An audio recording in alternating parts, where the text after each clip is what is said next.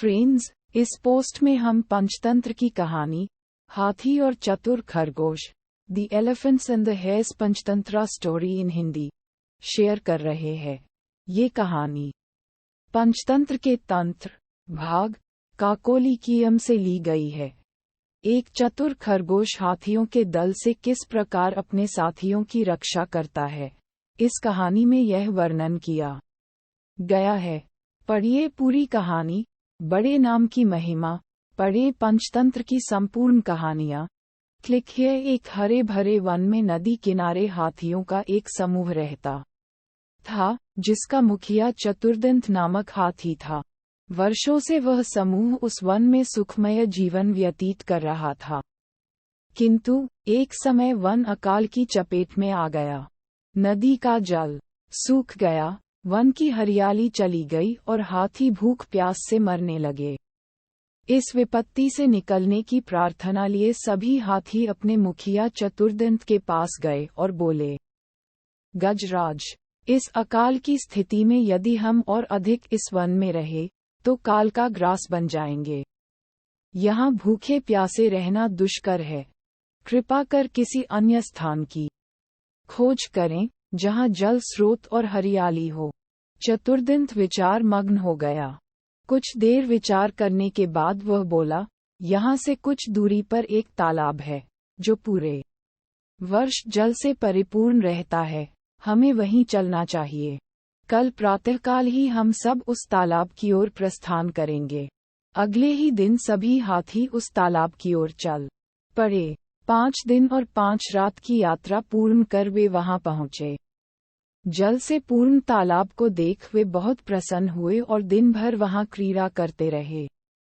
संध्या होने पर वे बाहर निकले और वन में चले गए। पढ़ें। 2 बिल्लियां और बंदर शिक्षाप्रद कहानी। तालाब के किनारे खरगोशों की बस्ती थी, जिसमें उनके असंख्य बिल थे, किंतु हाथी इससे अनभिज्ञ थे। अतः वे खरगोशों के बिलों को रौंदते हुए निकल गए। खरगोशों के बिल तहस नहस हो गए। कई खरगोश घायल हुए और कई मारे गए।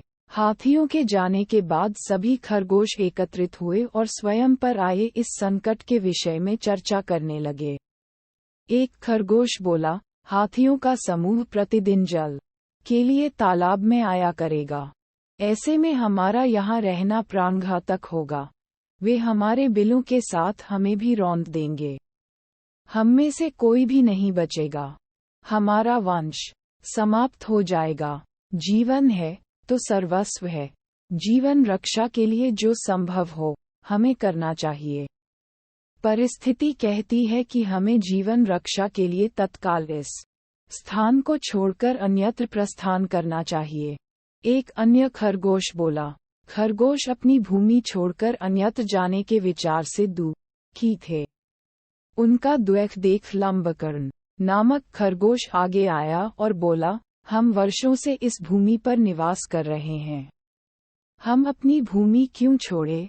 इस भूमि पर हमारा अधिकार है। हमें हाथियों से बात कर उन्हें यहाँ आने से रोकना चाहिए। किंतु उनसे कौन बात करेगा? कौन उन्हें समझाएगा? सभी खरगोशों ने एक स्वर में पूछा। पढ़ें। बिल्ली के गले में घंटी। बच्चों की कहानी। मैं उनसे बात करूंगा और यहाँ आने से मना करूंगा। लंबकर्ण बोला, किंतु क्या वे तुम्हारी बात मानेंगे?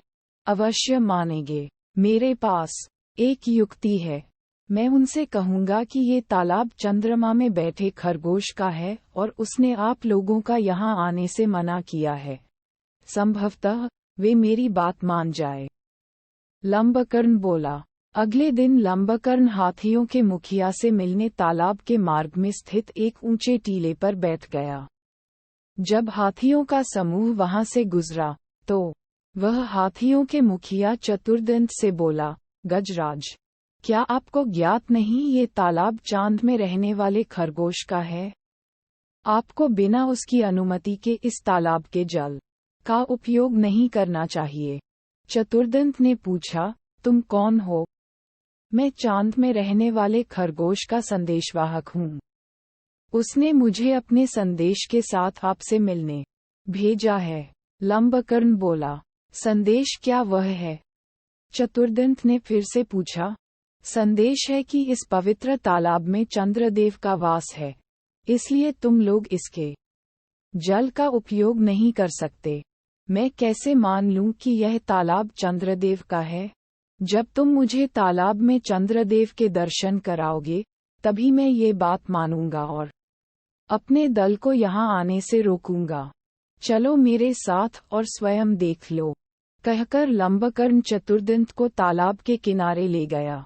उस समय तालाब में चांद की छाया पड़ रही थी।